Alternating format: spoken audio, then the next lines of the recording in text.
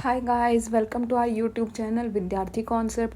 आज हम आपके लिए लेकर के आए हैं बहुत ही इंपॉर्टेंट करंट अफेयर्स जो आपके आने वाले एग्ज़ाम में बहुत ही ज़्यादा हेल्पफुल हो सकते हैं। तो आइए फ्रेंड्स, पहला क्वेश्चन देख लेते हैं। According to a recent report, which of the following state has highest number of vultures in the country. तो पूछा है कि सबसे ज़्यादा वल्चर्स कौन से राज्य में हैं। ठीक है, तो ऑप्शन देख लेते हैं। मध्य प्रदेश, वेस्ट बंगाल, उड़ीसा, तमिलनाडु। तो फ्रेंड्स, इसका सही आंसर क्या होगा? इसका सही आंसर होगा फ्रेंड्स मध्य प्रदेश। तो वल्चर्स के बारे में आइए थोड़ा जान लेते हैं। वल्चर्स की जो यह बात हो रही है वो इंडियन वल्चर्स की बात हो रही है। इंडियन वल्चर्स को और क्या कहा जाता है? Indian long billed vulture. ठीक है, इंडियन लॉन्ग बिल्ड वल्चर इसलिए इम्पॉर्टेंट हो जाते हैं हमारे इन्वायरमेंट के लिए क्योंकि ये जो है जो भी डेड एनिमल्स होते हैं उनको खाते हैं। तो ये स्कैवेंजर्स का काम करते हैं और प्रोटेक्ट करते हैं from the spreading of zoonotic diseases. जो कि जीनोटिक डिसीजेस हमारे इन्वायरमेंट में फैल सकती है, उनसे जो है प्रोटेक्शन करते हैं क्योंकि ये खा लेते हैं उन चीज़ों को। तो इसलिए ये इम्पॉर्टेंट हो जाते हैं। इनको जो है इतना इम्पोर्टेंस क्यों दिया जाता है इन्वायरमेंट में? क्योंकि फ्रेंड्स इनका IUCN स्टेटस अभी क्रिटिकली इंडेंजर्ड हो चुका है और इनकी पॉपुलेशन घटने लग गई थी। तो इसलिए गवर्नमेंट ने बहुत ही सारे स्टेप्स लिए, बहुत ही सारे नीतियाँ अपनाई ताकि इनकी पॉपुलेशन में इजाफा कर सके। बहुत ही सारे अवेयरनेस कैंपेन्स चलाए हैं इनके लिए। क्योंकि क्या होता था ना कि जो पशुपालक होते थे वो अपने जानवरों को, गाय, भैंस, बैल, इन सबको जो है पेन किलर्स खिला देते थे। पेन किलर्स से क्या होता था कि जब उन डेड एनिमल्स को ये खाते थे वल्चर्स, तो इन वल्चर्स की किडनी पे ये पेन किलर्स नेगेटिव इफेक्ट करते थे। इससे क्या होता था कि इनकी पॉपुलेशन बहुत ही ज़्यादा घटने लग गई थी। ये वल्चर्स कहाँ कहाँ पाए जाते हैं आइए ये जान लेते हैं। तो ये पाए जाते हैं इंडियन पेनिनसुला में, ये पाया जाता है नेपाल में, और ये पाया जाता है साउथ ईस्ट पाकिस्तान में। ओके, आइए फ्रेंड्स क्वेश्चन नंबर 2 देख लेते हैं। क्वेश्चन नंबर 2 पूछ रहा है, who has been recently awarded the annual prestigious Ramsar award in the wetland wise use category. तो पूछ रहा है कि वेटलैंड वाइज यूज कैटेगरी में किसको जो है अवार्ड मिला है। तो गाइस ऑप्शंस देख लेते हैं। Narendra Modi, Liu Jiakun, option number C doctor Jayashree Venkatesan, option number D Bhupender Yadav.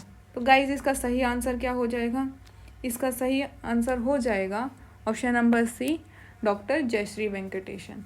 ये क्यों इम्पोर्टेंट जो हो जाता है प्रश्न फ्रेंड्स? ये इसलिए इम्पोर्टेंट हो जाता है क्योंकि doctor Jayashree Venkatesan first Indian बन गई हैं जो कि जिन्होंने ये अवार्ड प्राप्त किया है। ठीक है, क्वेश्चन नंबर 3 देख लेते हैं। Which state has won the best tableau award in the Republic day parade. तो कौन से राज्य ने रिपब्लिक डे परेड में बेस्ट टेबलू अवार्ड जीता है गाइस? तो वो जीता है त्रिपुरा ने, उत्तर प्रदेश ने। और त्रिपुरा ने कौन सा रैंक प्राप्त किया है? त्रिपुरा ने प्राप्त किया है 2nd स्थान और आंध्र प्रदेश ने प्राप्त किया है 3rd स्थान। तो ये देख सकते हैं आप, जो ये फ़ोटो देख रहे हैं वो है जो है यूपी का ये दिखाया गया था, इसका प्रदर्शन किया गया था। ये है महाकुंभ का, ठीक है, अमृत मंथन का बहुत ही सुंदर सा इन्होंने चित्रण किया था। बहुत ही सुंदर सी झांकी निकाली थी, ये एकदम मनमोहक थी। अगर आपने देखा होगा या यूट्यूब में वीडियो देखा होगा तो बहुत ही प्यारा था गाइज। इन्होंने नाग बनाया था, अमृत मंथन का सीन दिखाया था, देवता दिखाए थे, राक्षस दिखाए थे। बहुत ही प्यारा सा ये इसलिए दिखाया था इन्होंने क्योंकि इस बार हमारे प्रयागराज में महाकुंभ था। तो महाकुंभ एक बहुत ही इम्पोर्टेंट इवेंट था। तो इसका थीम क्या था इस बार का? इसका थीम था महाकुंभ 2025 और क्या था? स्वर्णिम भारत विरासत और विकास। ठीक है, ये इसका थीम था। ठीक है, स्वर्णिम भारत विरासत और विकास। आइए क्वेश्चन नंबर 4 देख लेते हैं guys. Who has recently won the title of Mrs World 2025? Option देख लेते हैं। Sego Gayle, option B Victoria Kajir, option C Manushi Chhillar, option D सरगम कौशल। तो गाइज इसका ऑप्शन क्या होगा सही? इसका ऑप्शन होगा ए सेगो गायले। ये इसलिए इम्पॉर्टेंट हो जाता है फ्रेंड्स क्योंकि ये फर्स्ट ब्लैक वुमेन बन गई हैं टू विन दिस टाइटल, और जो है ये जो है सेकंड साउथ अफ्रीकन बन गई हैं, ये साउथ अफ्रीका से हैं और सेकंड साउथ अफ्रीकन बन गई हैं जिन्हें ये क्राउन मिला है। ठीक है, क्वेश्चन नंबर 5 देख लेते हैं। Who is the astronaut who return to earth with Sunita Williams? Sunita Williams के साथ भारत लौटने वाला कौन सा एस्ट्रोनॉट था? ठीक है, ऑप्शंस देख लेते हैं। Butch Wilmore, option number B Nick Hague, option number C Alexander Gorbunov, option number D all of the above. तो गाइज इसका सही क्या होगा? इसका सही होगा ऑल ऑफ द अबव। ये तीनों लोग जो है सुनीता विलियम्स के साथ लौटे हैं। तो सुनीता विलियम्स गाइज कितने दिनों के बाद लौटी हैं? सुनीता विलियम्स लौटी हैं 286 डेज के बाद। ये बुच विल्मोर और सुनीता विलियम्स गए थे साथ में अंतरिक्ष की यात्रा पे, और ये 286 डेज के बाद लौटे हैं। गाइस इनका जो ये यात्रा था ये जो है ये 1 हफ्ते के लिए ही थी, ये 1 वीक के लिए ही थी, 7 डेज के लिए थी। ठीक है, बट कुछ तकनीकी दिक्कत आ गई यात्रा के टाइम पे, हीलियम लीक होने लग गया था इनके अंतरिक्ष यान से, जिसकी वजह से इनको रुकना पड़ गया। और जो अगला मिशन था वो इतनी जल्दी नहीं था। मिशन जो होते हैं वो जनरली 1 साल, 1.5 साल, 2 साल के बाद होते हैं दूसरे मिशन, और वो पहले से डिसाइड होते हैं। तो अब दूसरा कोई अंतरिक्ष यान स्पेस में जा नहीं पा रहा था। जो सबसे नज़दीकी स्पेस था वो 286 डेज के बाद आने वाला था, जो कि था स्पेस एक्स ड्रैगन। ठीक है, तो ये गई तो थी 7 दिन के लिए, बट इन्हें 286 डेज रुकना पड़ा क्योंकि इनके अंतरिक्ष यान में हीलियम की लीकेज होने लग गई थी।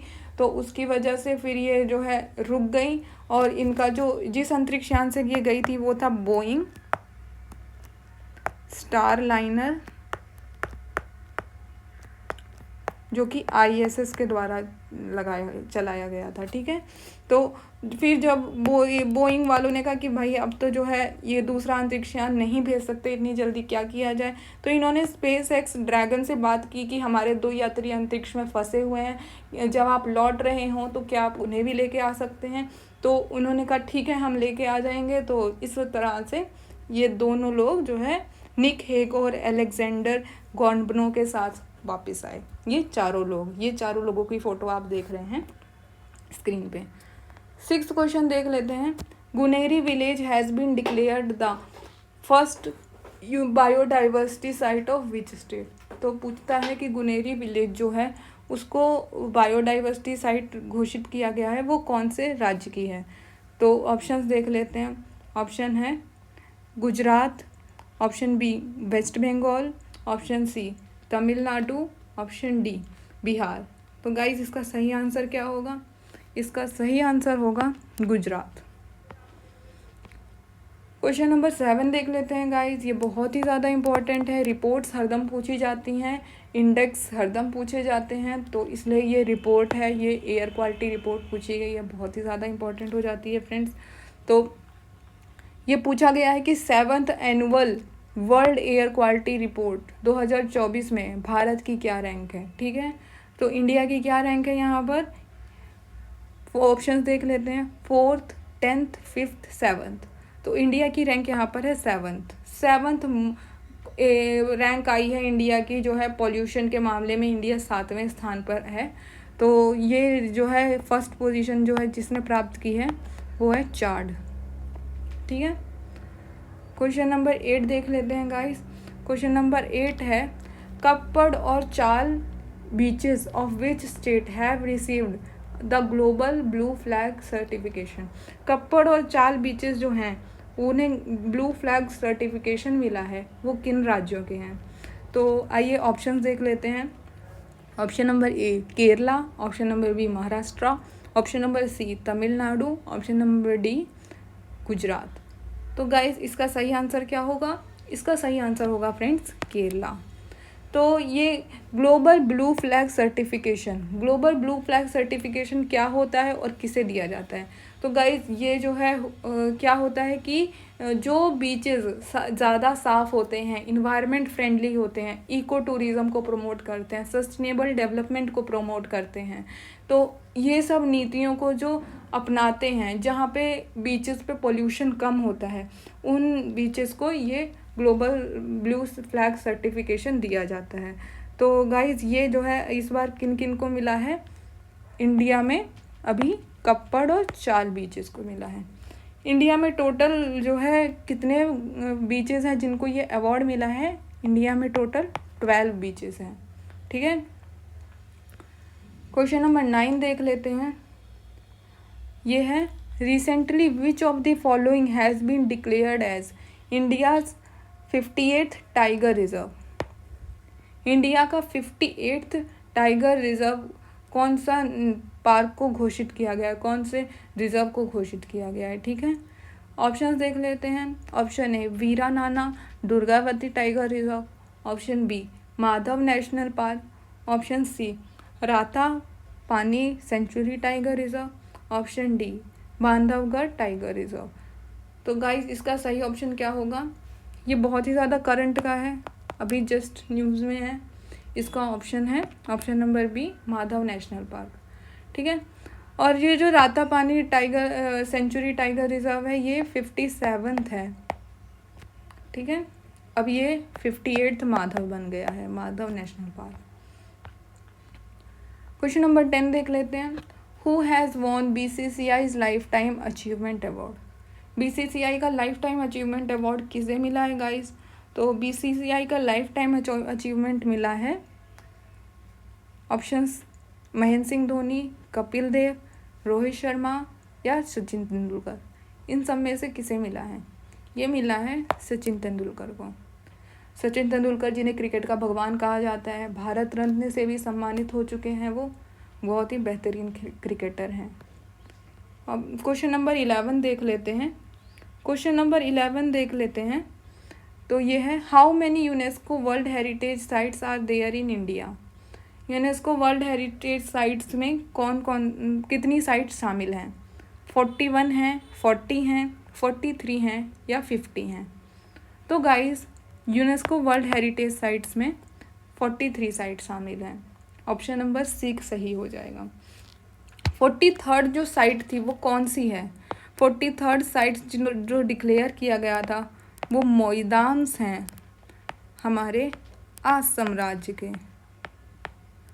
ठीक है, ये जो है अहोम डायनेस्टी के हैं, इसलिए ये आर्ट और कल्चर के हिस्ट्री के पॉइंट से भी बहुत ही ज़्यादा इम्पोर्टेंट हो जाता है। अहोम डायनेस्टी के मोइदाम्स हैं असम राज्य में। तो गाइज़ ये इसलिए अभी UNESCO world heritage sites important हो जाता है क्योंकि अभी रिसेंटली भारत की 6 साइट्स जो हैं वो UNESCO world heritage tentative list में शामिल हुई हैं। टेंटेटिव लिस्ट में 6 साइट्स शामिल हुई हैं, इसलिए ये इम्पॉर्टेंट हो जाता है। आइए 12th क्वेश्चन देख लेते हैं। 34th व्यास सम्मान 2024 इज़ गिवन टू। तो 34th व्यास सम्मान 2024 किसको मिला है? तो आइए देख लेते हैं। प्रभा वर्मा, सूर्यबाला, शरद पागरे या पुष्पा भारती। गाइस ये मिला है सूर्यबाला जी को। सूर्यबाला जी ने ये नॉवेल लिखी थी कौन देश के वासी वेणु की डायरी। ठीक है, ये इनकी नॉवेल थी कौन देश के वासी वेणु की डायरी, तो इसके लिए इन्हें ये अवार्ड मिला है। क्वेश्चन नंबर 14 देख लेते हैं guys. India's first hydrogen train will run in which state. तो इंडिया की फर्स्ट हाइड्रोजन ट्रेन है वो कौन से राज्य में चलने वाली है अभी जल्दी? तो ऑप्शंस हैं option number A Uttar Pradesh, B Tamil Nadu, C Haryana, D Delhi. तो गाइस इसका सही आंसर होगा ऑप्शन नंबर सी हरियाणा। तो ये जो है जो चलेगी ये चलेगी जिंद से लेकर के सोनीपत के बीच में, सोनीपत के बीच में चलने वाली है ये इंडिया की फर्स्ट हाइड्रोजन ट्रेन। देख सकते हैं रिबन लगा के सजा रखा है, बस चलने के लिए ये तैयार है। क्वेश्चन नंबर 14 देख लेते हैं। The bongo Sagar 2025 naval exercise is conducted between. तो बोंगो सागर नेवल एक्सरसाइज हुई है, वो कौन कौन से देशों के बीच में हुई है?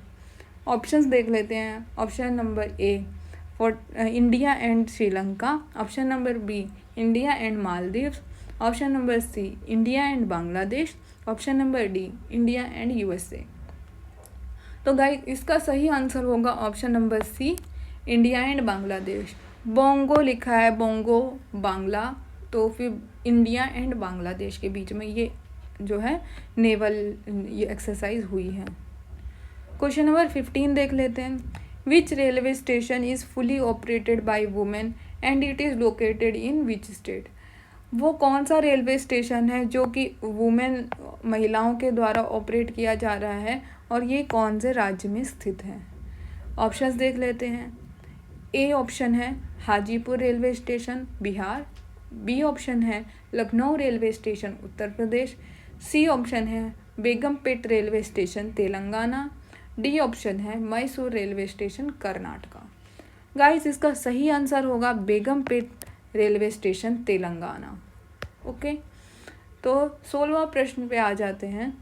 World's largest white hydrogen reservoir has been found in which country. World का लार्जेस्ट वाइट हाइड्रोजन रिजर्वॉयर मिला है रिसेंटली, वो कौन से देश में मिला है ये पूछ रहा है इसमें। ऑप्शंस हैं यूएसए, चाइना, फ्रांस, रशिया। तो गाइस इसका सही आंसर हो जाएगा फ्रांस। तो वाइट हाइड्रोजन जो है वो जो है बहुत ही ज़्यादा इम्पॉर्टेंट हो जाता है क्योंकि वो नेचुरल हाइड्रोजन होता है, वो ज़ीरो कार्बन एमिशन करता है, वो जो है इको फ्रेंडली होता है, पॉल्यूशन नहीं करता है, इसलिए ये बहुत ही ज़्यादा इम्पॉर्टेंट हो जाता है हमारे इन्वायरमेंट पॉइंट ऑफ व्यू से। दूसरा बात ये है कि ये जो है बजट फ्रेंडली होता है, ठीक है। ये जो है इसमें जो है ज़्यादा बजट नहीं लगता है, ज़्यादा इकोनॉमिकल होता है। इकोनॉमिकल इन द सेंस कि जहाँ पर कंट्री बहुत सारा जो है चीज़ों को बनाने के लिए बहुत सारा जो है सिंथेटिक हाइड्रोजन खरीदती है, तो उसके बजाय ये जो है वाइट हाइड्रोजन बहुत ही ज़्यादा हेल्पफुल हो जाता है। तो इसका सबसे बड़ा रिजर्वॉयर फ्रांस में मिला है। क्वेश्चन नंबर 17 देख लेते हैं। क्वेश्चन नंबर 17 है recently Gomira dance has been in news, it is related to which state. जो है गोमीरा डांस को पूछ रहा है, गोमीरा डांस जो है वो कौन से राज्य से संबंधित है। ऑप्शंस हैं झारखंड, वेस्ट बंगाल, गुजरात, उत्तराखंड या गुजरात। तो गाइस इसका सही आंसर है वेस्ट बंगाल। तो ये गोमीरा डांस क्या होता है? गोमीरा डांस जो होता है वहाँ पर जो है लोग मास्क लगा करके डांस करते हैं। जनरली आदमी लोग जो है मास्क लगाते हैं और अपने देवताओं की पूजा करते हैं। जिस गांव में वो रहते हैं उन देवताओं की वो पूजा करते हैं। ये एक लोक नृत्य टाइप का होता है वेस्ट बंगाल में, और ये मतलब कि ये महायान में ही भी इसका उल्लेख मिलता है। क्वेश्चन नंबर 18 देख लेते हैं। Varuna is a naval exercise between India and which country. India और कौन से देश के बीच में जो वरुणा नेवल एक्सरसाइज है वो की गई है? तो ऑप्शंस हैं रशिया, म्यांमार, फ्रांस या इंडोनेशिया। तो गाइस इसका आंसर हो जाएगा option number 3 France. Question number 19 देख लेते हैं। India and which country will conduct trade transactions in local currencies. India और कौन से देश के बीच में जो व्यापार वाले समझौते हैं वो लोकल करेंसीज के बीच में होने जा रहे हैं? तो वो कौन सी कंट्रीज़ के बीच में होने जा रहे हैं? आइए ऑप्शंस देख लेते हैं। Option A Singapore, option B Nepal, option C UAE, option D Maldives. तो गाइज इसका सही आंसर हो जाएगा option D Maldives. Question number 20 देख लेते हैं, ये हमारा आखिरी क्वेश्चन है। Recently who has been awarded the Holberg prize 2025। 2025 का होलबर्ग प्राइज़ किसे मिला है? तो गाइज इसका ऑप्शंस देख लेते हैं। Option number A Priyanka Chopra, option number B Barack Obama, option number C Gayatri Chakravorty, option number D Kamya Karthikeyan. तो गाइज ये मिला है option number C Gayatri Chakravorty को, होलबर्ग प्राइज 2025। ये गायत्री चक्रवर्ती जो हैं ये एक स्कॉलर हैं और एक थ्योरिस्ट हैं। इन्होंने जो है एक जो है स्टडी की थी, वो स्टडी का टॉपिक था पोस्ट कॉलोनियल पे इनका टॉपिक था। तो इस पे इन्होंने स्टडी की थी और इसी के लिए इनको ये होलबर्ग सम्मान मिला है फ्रेंड्स।